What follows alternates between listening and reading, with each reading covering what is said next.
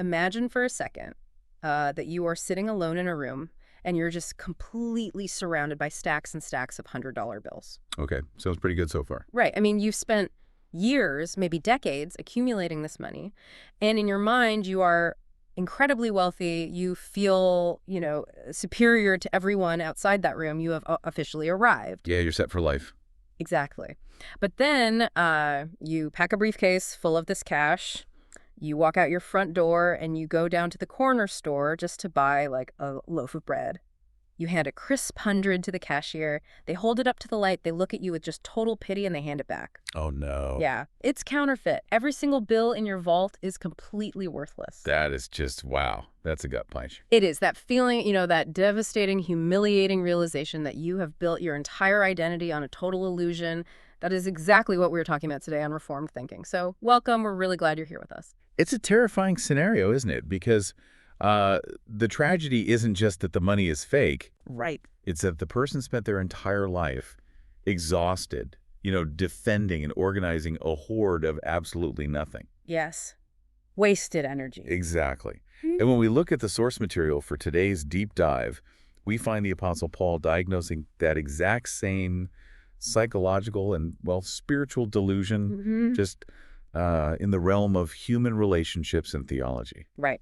Today, we are taking a really unhurried, incredibly focused look at one single sentence from Paul. It's Galatians 5.26. Just a handful of words. Yeah, just a few words that read, and I'll quote it here, "Let us not become conceited, provoking one another, envying one another." Now, if you just skim that in your morning reading, it sounds like, I don't know, a basic ancient proverb. Like a nice little etiquette lesson. Exactly. Just Paul telling the church, hey, be nice, mind your manners, don't brag, don't be jealous. But the two sources we are unpacking today, they're called Crucifying Vainglory and Walking Without Conceit. They really do not let us off the hook that easily. No, they definitely do not. They demonstrate that Paul isn't giving a lesson in etiquette at all. He is basically performing open-heart surgery on the human ego. He is. And he's doing it by laying bare the hidden architecture of human conflict.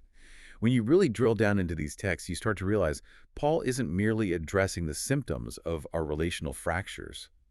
Like the arguments or the church splits. Right, the petty workplace rivalries, the family drama. He is targeting the underlying disease that makes all those fractures inevitable. Which is exactly why this matters for you, the person listening right now, because whether you are trying to navigate really complex, messy church dynamics, or you're dealing with toxic office politics, or even just feeling that bone-deep exhaustion of constantly comparing yourself to people on social media. Which is everywhere right now. Oh, it's suffocating. But this verse is the key. It exposes the hidden spiritual root behind our endless need to measure ourselves against everyone else. Okay, let's unpack this. To really understand the mechanics of this disease, I think we have to start where the text starts, which is the grammar. Yeah, the grammar is crucial here. And I know the second someone says Greek grammar on a show, there is this massive temptation to just tune out. I get it. Yeah. But the way Paul structures the sentence is actually a psychological roadmap, isn't it? It absolutely is. And we won't get bogged down in the textbook terminology for long, I promise.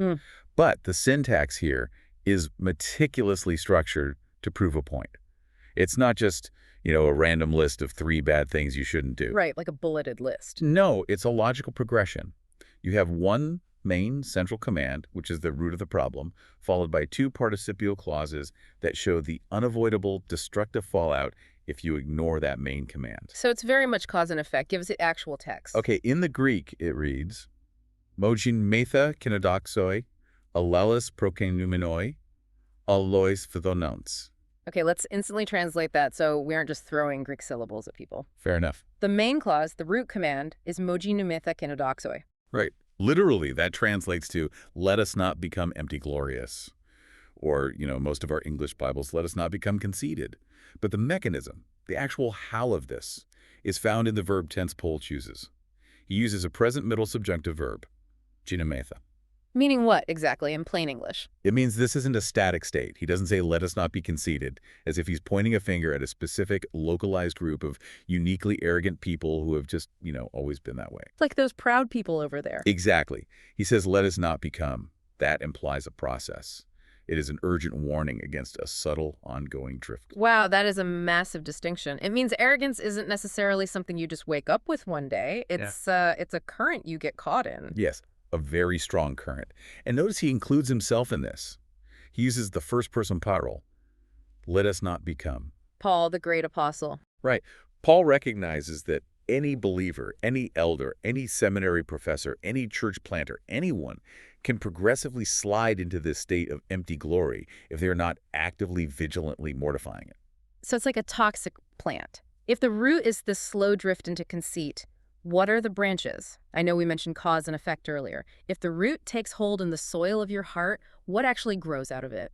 The syntax forces those two outcomes. Yeah. If you adopt that internal root of empty glory, the text uses those two following expressions, provoking one another and envying one another, to show exactly how that internal rot violently manifests externally. So it always comes out. Always. And here is the genius of it.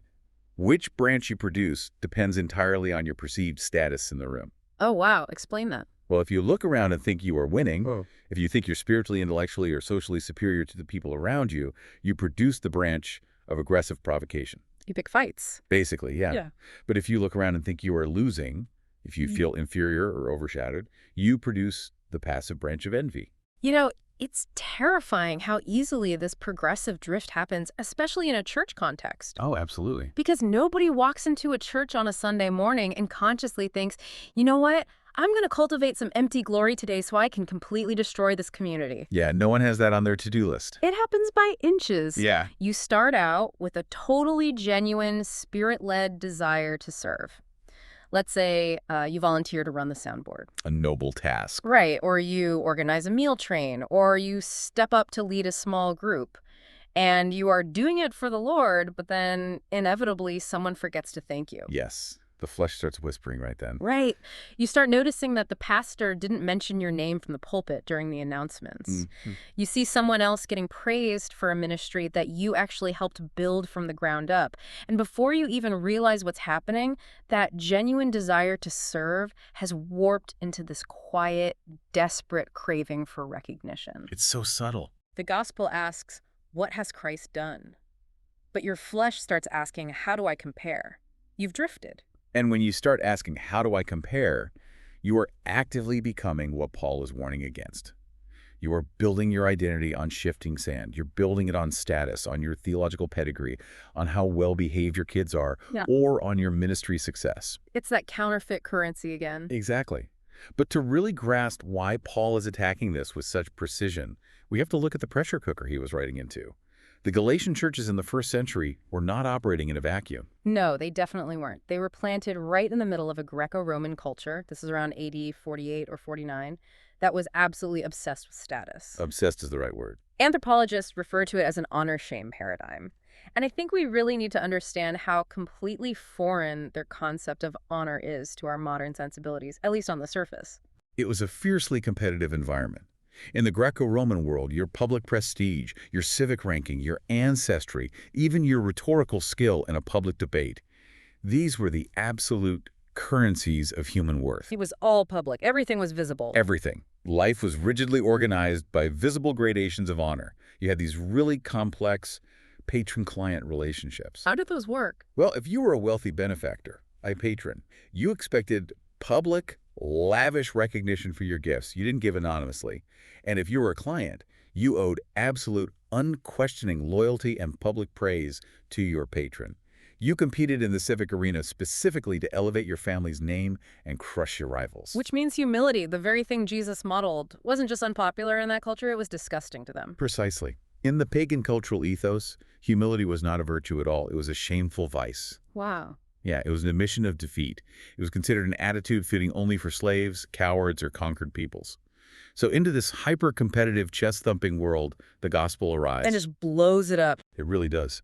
It declares that the supreme Lord of the universe was a crucified Jewish carpenter who washed feet. It turns their entire social hierarchy upside down. But the conflict in Galatia wasn't just the church against the pagan culture outside its doors. According to our sources, the immediate catalyst for this letter, the reason Paul is so fired up, was a massive theological crisis inside the church. Yes, the false teachers. Right. A group had infiltrated the congregation. The Judaizers. These were Jewish Christian legalists who fundamentally altered the gospel. They came into these Gentile congregations in Galatia and taught that faith in Jesus Christ was, a great starting point.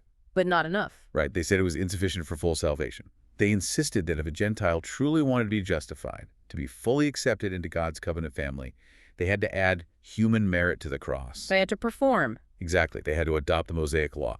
Specifically, they had to be circumcised and adhere to strict dietary restrictions. So they are preaching what we might call a plus gospel. It's Jesus plus my performance, Jesus plus circumcision. And theologically, as the sources heavily emphasize, this is a lethal subversion of grace. It destroys the foundational doctrine of justification by faith alone. Which is everything. It is. Because if you add human effort as a requirement for justification, you turn the finished, perfect work of Christ into a mere stepping stone. You make human legalistic achievement the final determining factor of your salvation. Okay, but let me pause us right here, because we are throwing around some heavy theological concepts: justification, covenant markers, the Mosaic law. Fair point. And someone listening might be thinking, okay, sure, that's bad theology. But why does a debate about the theology of justification inevitably ruin how the church functions day to day? Why does bad doctrine always result in toxic relationships? What's fascinating here is that crucial connection between belief and behavior. Because theology is never just abstract data floating in your head. What you believe about how you are saved dictates exactly how you treat the people around you. Think about the mechanism of legalism. When human achievement, whether it's getting circumcised in the first century or having perfect quiet times and homeschooling your kids today, when your performance becomes the basis of your standing before God, it instantly and necessarily creates a social hierarchy. Because there will always be winners and losers. There will always be people who are better at the rules. Exactly. If I have achieved the mark and you haven't, I am not just different from you. I am spiritually superior to you. I have earned a status you lack. It's baked into the system. Legalism inevitably breeds blinding pride in the strict performers, and it breeds bitter, crushing envy in those who falter. It transforms the local church from a hospital for sinners into a theatrical stage for performers. A theatrical stage. Man, that brings up one of the most revealing details from the sources. They point us to Galatians 6.13, where Paul pulls the mask off the Judaizers. He exposes their true motive. It's pretty stark. He says they don't actually care about the law. They want to circumcise the Gentiles so they can boast in their flesh. Explain the sheer manipulation of that to me. It's really grotesque when you analyze it. The Judaizers literally wanted to use the physical bodies, the physical flesh of the Gentile believers as trophies. They wanted to be able to go back to Jerusalem and point to these Galatians and say, look at my followers. Look at how many people I convinced to submit to my strict rules. So it wasn't about the Gentiles at all. It had absolutely nothing to do with the Gentiles' holiness or their relationship with God. It was entirely about the teachers inflating their own resumes. They were using people as stepping stones for their own glory. And when a church community shifts its anchor from the finished work of Jesus Christ to human achievement, the social fabric just has to collapse. They can't sustain it. Right. You can't have a loving family when everyone is secretly analyzing each other's spiritual resumes. Which brings us back to the specific word Paul uses to combat this entire toxic system. It's an absolute masterstroke of rhetorical genius. Let's dive deep into this Greek predicate adjective, kenodoxoi. It's such a fascinating compound word. Kenodoxoi is formed from kenos, which means empty, void, or totally destitute of reality. Okay. And doxa, which means glory, praise, honor, or weight. So quite literally, it translates to empty glory. Empty glory. I mean, that phrase alone is a sermon. And its usage in the ancient world adds so much color to it. The sources know that this term was actually used in classical Greek extra-biblical literature. Oh, really? What writers like the historian Polybius or the Stoic philosopher Epictetus, they used kenodoxoi to describe a very specific type of person. It describes someone who is puffing themselves up with an inflated, totally illusory sense of self-importance. Oh, braggart. Right. Someone aggressively pursuing honors, titles, and praise that had absolutely no foundation in reality. Which brings us right back to that counterfeit currency analogy we started with. Because when you contrast empty glory with the biblical concept of true glory, which in the Old Testament, the Hebrew word kavod literally means weight or heaviness, The irony is profound. Is. All the glory that a human being seeks for themselves, apart from God, is intrinsically hollow. It has no weight. It is a soap bubble. It looks iridescent and beautiful while it's floating in the air. But the second it makes contact with reality, it just vanishes. That's exactly what Paul is saying about the Judaizers' entire religious system. They are handing out counterfeit glory. They are promising the Galatians that if they just follow these rules, they will achieve spiritual elevation. And it feels heavy in the moment. Yeah, it gets you applause in your little religious echo chamber. Yeah. But Paul is warning them before the blinding reality of the judgment seat of God that human glory has zero purchasing power. But we have to be incredibly careful here. Because when we picture empty glory, it's really easy to just picture the loud, swaggering Pharisee, you know? Right, the obvious guy. Yeah. We picture the guy on Twitter constantly boasting about his massive theological library, or the pastor demanding VIP treatment at a conference. But empty glory isn't always loud, is it? Not at all. And that's where the conviction really hits home, I think. Empty glory can be an incredibly fragile, quiet, paralyzing obsession with what other people think of us. Oh, man. It is the constant self-consciousness you feel walking into a room. It's the defensiveness when someone offers mild, helpful feedback. It's the desperate, silent ache to be reassured that you matter. So it's still pride. Yes. Whether you are loudly demanding the spotlight or quietly sulking in the corner because you didn't get it, the self is still sitting on the throne of your heart. That exposes the absolute core of fallen human nature. One of the sources references a Latin phrase used by Augustine and later Martin Luther. Incurvatus in se, humanity is curved inward upon itself. That's a powerful image. It really is. We are naturally, instinctively bent inward. We take the worship that rightfully belongs to God and we curve it back toward our own egos. We are constantly trying to build these petty little thrones of vanity on the ashes of divine glory. But the terrifying reality, this internal emptiness, this inward curve, is that it cannot stay internal. A vacuum always commands to be filled. Right. And so this empty glory violently forces its way out into our relationships. It demands an audience. And according to the grammatical structure we discussed earlier, it forces its way out in two specific directions, starting with those who feel they have the upper hand. Okay, which brings us to the first resulting action, the first poisonous branch of the tree, provoking one another. Let's look at the Greek term here, prokalamenoi. One of the sources points out this is a hapax legomenon. For the listener who hasn't been to seminary, what does that mean? A hapax legomenon simply means it is a word that appears only one single time in the entire New Testament. Wait, only once? Just once. Paul uses it right here and nowhere else. So to understand its full weight, we have to look outside the Bible to see how the broader Greco-Roman world used it. And what do we find? Well, when we do that, we find that prokalamenoi was a technical, highly aggressive term. It was used in military, athletic, and judicial contexts.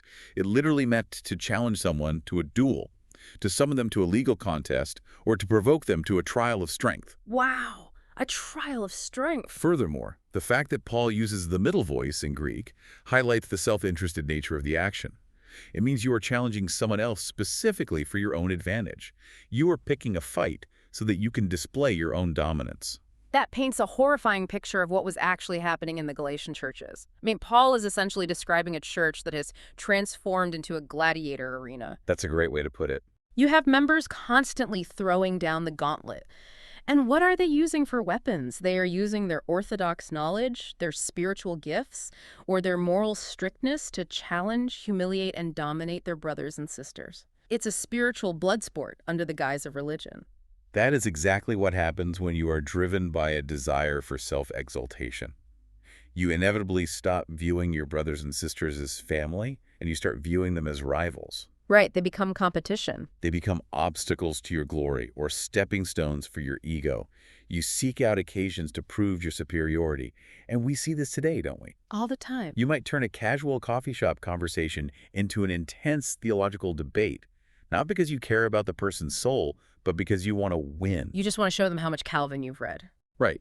You might correct someone in a Bible study, not to gently guide them, but to make sure everyone else in the room knows how smart you are. Or, you might intentionally flaunt a personal liberty, say, regarding alcohol or entertainment, specifically to unsettle and provoke a brother with a weaker conscience, just to prove how free and enlightened you are. That's so convicting. The flesh is incredibly creative. It can weaponize absolutely any theological position. Any position at all. But hold on, let's inject some reality here. because Paul himself was not a wallflower. He was a highly combative guy when he needed to be. In this very letter, Galatians chapter 2, he talks about confronting the apostle Peter to his face. Yes, he publicly opposed him. He rebuked him in front of the whole church at Antioch. So for the person listening, how do we distinguish between standing up courageously for the truth, which Paul commands us to do, and provoking someone out of empty glory? This raises an important question, and the sources draw a very sharp line here. The difference isn't always in the volume of the voice or the intensity of the debate. It lies in the motive, the manner, and the ultimate goal. Okay, break that down. Godly confrontation, like Paul rebuking Peter, is governed entirely by truth, by cruciform love, and by the goal of restoration. Paul confronted Peter because the truth of the gospel was at stake, and he wanted to restore Peter and the Gentile believers to a right understanding of grace. He didn't do it to destroy Peter, he did it to save the church. So the goal is healing. It's constructive. Yes. Fleshly provocation, on the other hand, is governed entirely by self-display. It doesn't actually care about the other person's soul. It delights in making the other person look small so that you can look big. Provocation raises secondary, non-essential issues to the level of primary tests of worth. It uses sarcasm to wound. Outwardly, the theological words might even sound identical, but inwardly, one speaker is serving Christ and the other is serving their own vanity. Godly confrontation seeks to restore a brother. Fleshly provocation seeks to defeat a rival. That is so helpful. So provocation is the sin of the strong, or at least those who perceive themselves to be strong and in control. But as we said earlier, empty glory doesn't just infect the winners. No, it doesn't. It infects the weak, the marginalized, the people who feel like they are losing the game. And it infects them through a much quieter, but arguably much more corrosive sin, the second branch of the toxic root. Yes, the passive inward rot, envying one another. The Greek word here is phonantes, which derives from the root phonos. Okay, let's look at that. Now, unlike the rare word for provoking, this word for envy shows up frequently in the New Testament vice lists. And our sources make a highly critical lexical distinction that we often miss in English. They distinguish between jealousy, which is zelos in Greek, and envy, which is phonos. Let's really break that down, because in everyday conversation, we use those interchangeably, right? I do, yeah. Someone says, I'm so jealous of your new car, or I envy your new car. We assume they mean the exact same thing. Right. In English, they've become total synonyms. But in the biblical text, they carry vastly different moral weights. Jealousy, zelos, is a neutral term that takes its morality from its object. That can be good. It can actually have a profoundly positive meaning. God is described as a jealous God. He has a holy, burning zeal to protect his people and his own glory. On a human level, jealousy might simply mean a strong, driving desire to possess what someone else has.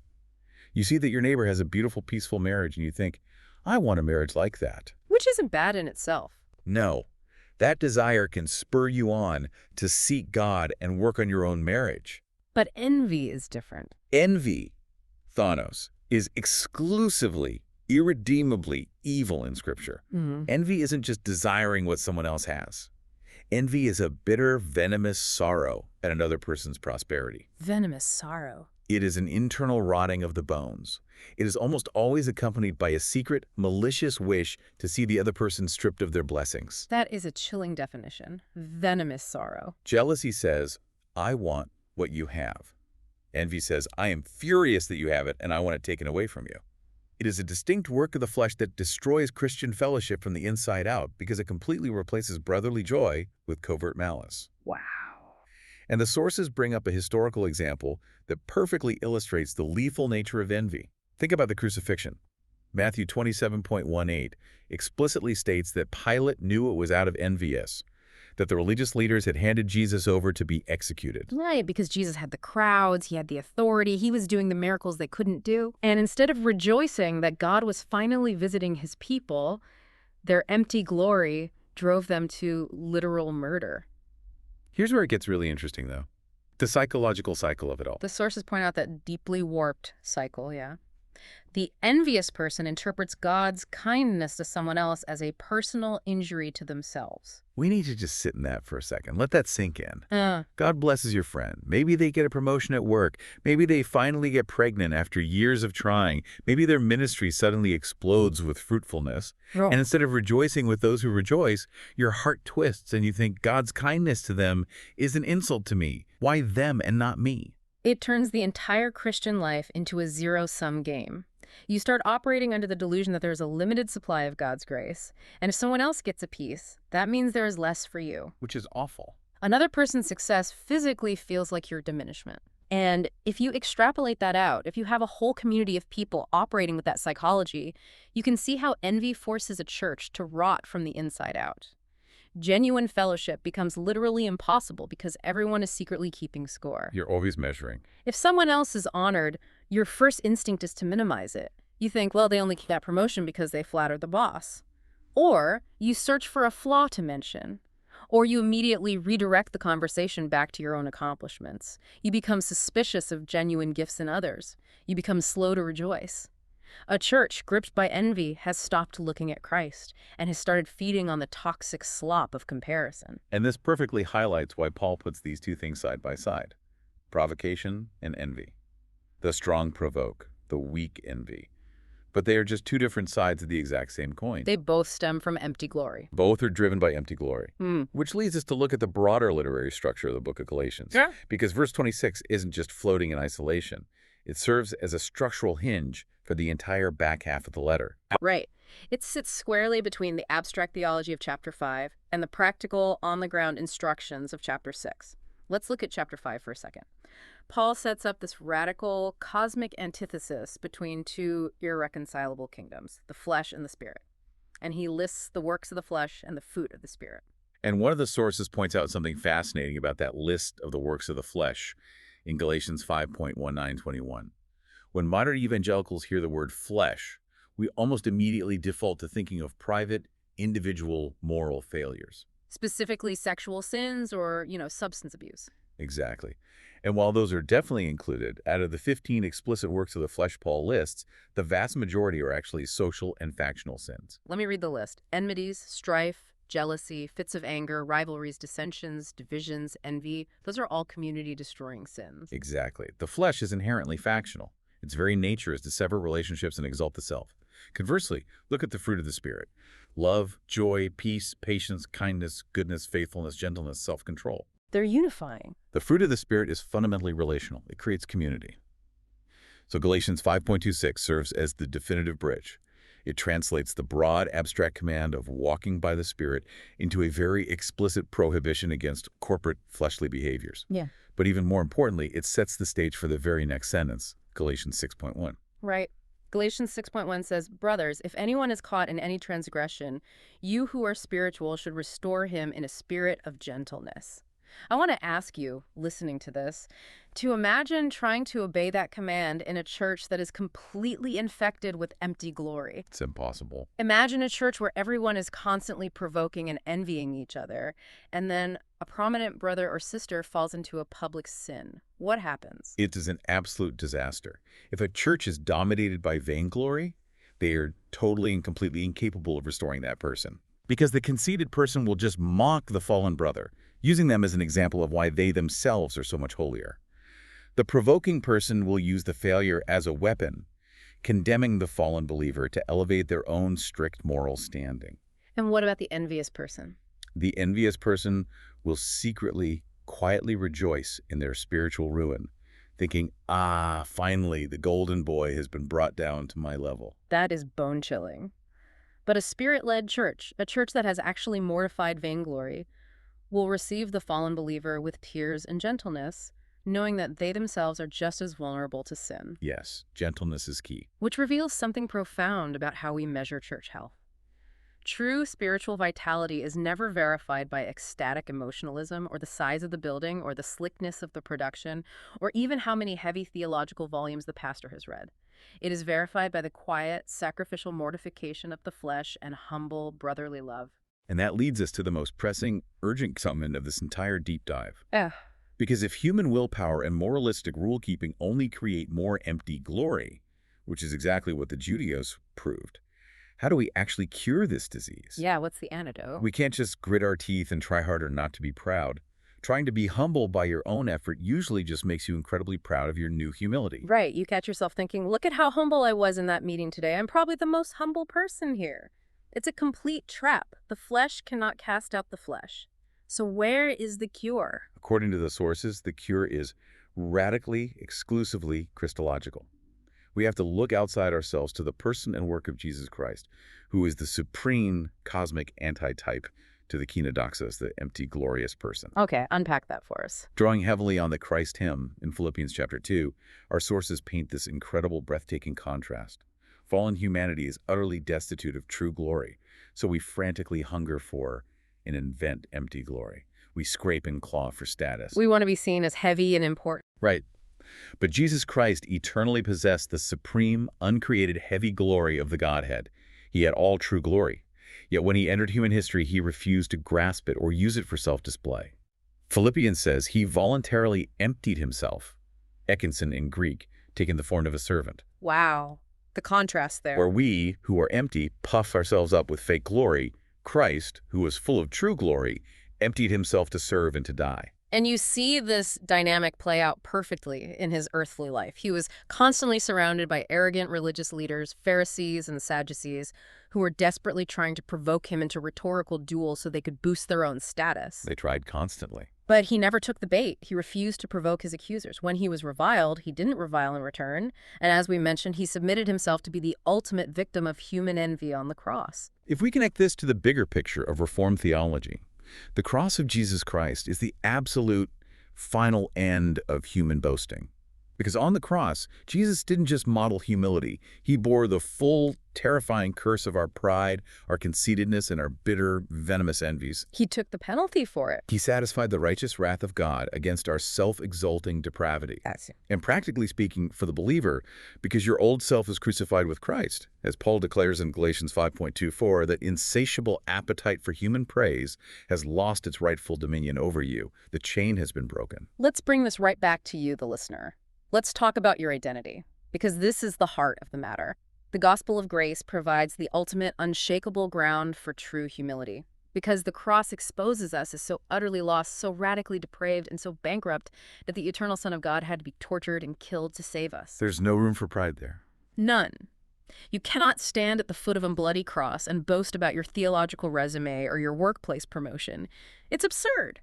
But at the exact same time, the cross demonstrates that we are so profoundly, infinitely loved that he willingly did die for us. It is the ultimate paradox. It completely destroys self-esteem while simultaneously providing a rock-solid assurance of God's esteem for us in Christ.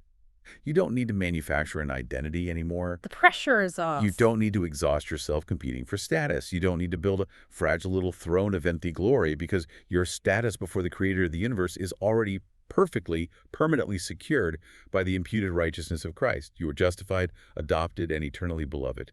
What could an office promotion or a few more likes on a post possibly add to that? Nothing. It's beautiful, liberating theology. But our sources do not let us just keep this in the abstract realm of theory. They fiercely apply this ancient apostolic truth to the modern church, and I have to warn you, they spare absolutely no sacred cows. No, they don't hold back. Let's move into the modern diagnosis. How do these sources apply Galatians 5.26 to the evangelical landscape we are living in right now? The critique presented in the text is quite devastating, and it targets the root of modern church practice. The sources outline how much of modern evangelical culture has completely succumbed to a secular corporate ethos. They explicitly call out the triumph of pragmatism, the creation of celebrity pastor culture, and the underlying philosophy of the seeker-sensitive movement. It's all about numbers. In an age dominated by social media analytics, brand management, and algorithmic reach, ministry success is frequently evaluated using secular fleshly metrics. We measure the movement of the Holy Spirit by likes, followers, attendance numbers, building campaigns, and book sales. And when leaders are driven by those metrics, they inevitably become kenodoxoi. They become empty glorious. They build personal mini-kingdoms under the banner of church planting. They engage in subtle professional provocation with neighboring congregations. Oh, the pastoral competition is real. It's the pastor who casually drops his weekend attendance numbers into a conversation with another local pastor whose church is struggling. Look how much faster our church is growing than yours. We must have more of God's favor. It's the Judaizers all over again, just with better lighting. Exactly. The human flesh has become the metric for success. And the sources go even further into specific theological frameworks. Now, to be absolutely clear to our listeners, we are objectively reporting the arguments presented in the text here, tracing their logic. The sources argue that systems like Arminianism, the prosperity gospel, and secular self-esteem movements, while very different from each other, all ultimately feed human conceit. Okay, unpack the why and how behind that claim. Yeah. Why did the sources say these frameworks feed conceit? According to the text, they do this by placing man at the center of redemption and rewarding carnal desires. Take Arminianism, for example.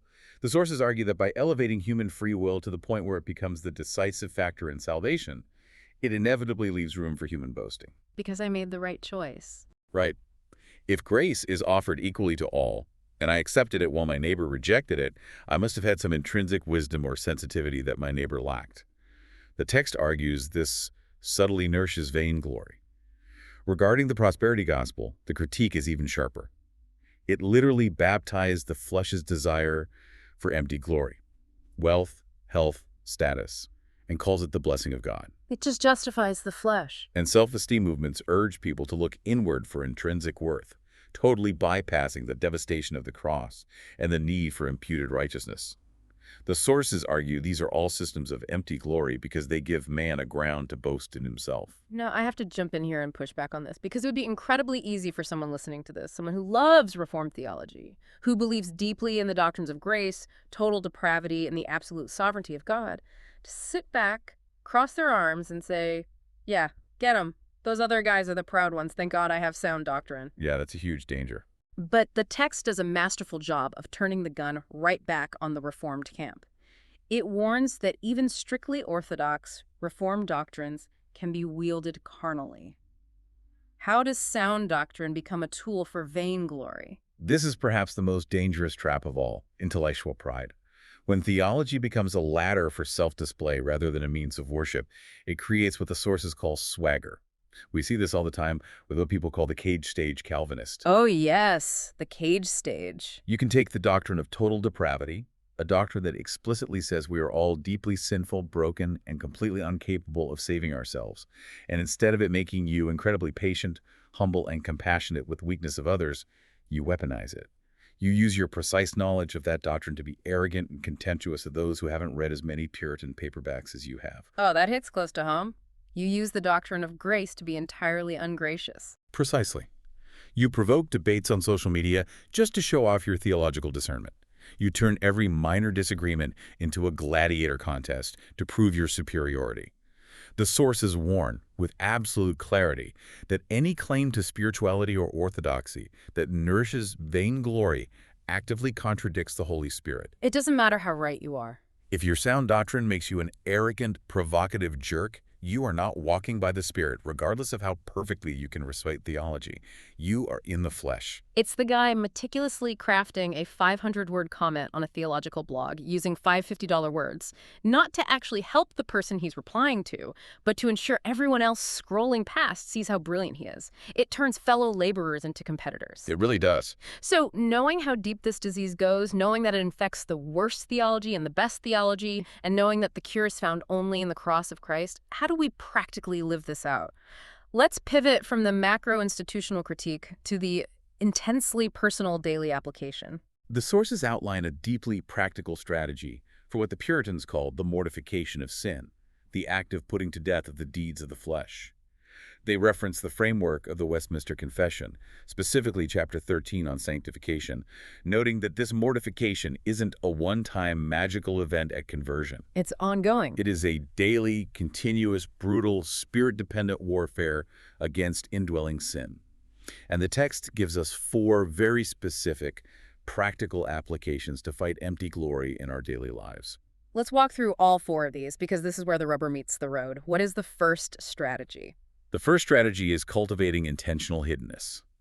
If you want to fight the desperate desire for public praise, you have to actively starve it. To harm the ego. This means intentionally doing acts of service, generosity, and prayer that remain entirely secret. If nobody knows you did it except God, you cannot extract empty glory from it. You mortify the craving for human applause by deliberately, consciously seeking the approval of God alone. I love that. Think about how countercultural that is. We live in a world that says if you didn't post a picture of it, it didn't happen. If you do something kind today, maybe you pay for someone's groceries or you clean up a mess at the office that wasn't yours, absolutely refuse to tell a single soul about it. Not even a hint. Don't even drop a subtle hint to your spouse. Just let it be a secret between you and your Father in heaven. See how much your flesh writhes in agony wanting to tell someone. It's remarkably revealing, but eventually it is incredibly freeing. Okay, what's the second strategy? The second is the immediate celebration of others. This directly attacks the sin of envy. When you feel that sudden, subtle sting of envy rising in your heart, when you see a coworker get the promotion you wanted, or a friend gets engaged while you're still single, or another church in your town experiences massive growth while yours is shrinking, you must instantly combat it by openly praising God for His grace in their life. Wow, just hit it head on. You actively pray for their continued blessing. You starve the flesh of malice by forcing your mouth to speak gratitude for their success. That is literal spiritual warfare. You are hacking the psychological system of the flesh. You feel the venom of envy start to enter your bloodstream, and you immediately administer the anti-venom of praise. You don't wait for your feelings to catch up. You can't wait. The Yeah. feelings won't catch up on their own. You force your words to align with the gospel. Lord, thank you for blessing them. It kills the envy over time. All right, number 3. Number 3 is refusing competitive speech. This requires rigorous self-examination of your motives in every single conversation. You have to stop engaging in conversations that are just intellectual sparring matches designed to show off your discernment. So hard to do. You must refuse to make the sarcastic, biting remark that is designed to wound someone else and make everyone laugh at them. You refuse the public correction that could easily have been handled privately. You stop baiting theological opponents online. And this relates so much to the family and the workplace, not just theology. Think about how easily spouses can start keeping a verbal scorecard. Well, I did the dishes 3 times this week, you only did them once. Yeah, that subtle keeping score. Or think about how coworkers can disguise their own ambition as diligence while labeling someone else's diligence as mere ambition. We use competitive speech to subtly, constantly elevate ourselves above the people around us all day long. Exactly. We use words to build our little thrones, which is why the fourth and final strategy is the most foundational of all. Preaching the gospel to yourself. This is the core. You must constantly, daily remember your total desperate dependence on the imputed righteousness of Christ. When your heart truly deeply realizes that absolutely everything it possesses, your intellect, your breath, your spiritual gifts, your salvation, is an unmerited gift of sovereign grace, all grounds for arrogant conceit are utterly destroyed. It echoes Paul in 1 Corinthians, "What do you have that you did not receive? And if you received it as a gift, why do you boast as if you achieved it?" Exactly. And this kind of humility, this reliance on grace, isn't spiritual passivity. It isn't just sitting around being a doormat. It is an active, fierce, spirit-enabled warfare. It is violently rejecting the world status system and actively producing a community of radical, cruciform love that baffles the watching world. We have covered an immense amount of ground today. We have journeyed from the meticulous, toxic Greek grammar of conceit, provocation, and envy. We've walked through the intense historical pressures of honor and legalism in the Galatian churches. We've diagnosed the modern church's obsession with secular metrics and theological swagger. There's a lot to take in. And finally, we arrive at the glorious, liberating sufficiency of Christ's cross, which absolutely destroys the need for human boasting and replaces it with the fruit of the Spirit. It is a sweeping, comprehensive vision of the Christian life. It strips away all our false props, all our counterfeit currency, and leaves us entirely reliant on grace, which, ironically, is the absolute most secure place a human being can possibly stand. It really is. And as we wrap up this deep dive, I want to leave you, the listener, with a final thought to mull over as you go about the rest of your day. We've talked a lot about church, theology, and ministry today, but I want you to look at your own daily life right now. Look at your career, your social media habits, your friend group, your family dynamics. The everyday stuff. Exactly. Where are you currently exhausting yourself trying to accumulate empty glory? Who are you trying to impress with a counterfeit currency that has no eternal value? And what would your life, your stress levels, your relationships, your joy, what would it look like tomorrow if you woke up and truly believed that in Christ you have absolutely nothing left to prove? Thank you so much for joining us for this deep dive on Reformed thinking. Keep seeking truth, keep resting in grace, keep walking by the Spirit, and we will catch you next time.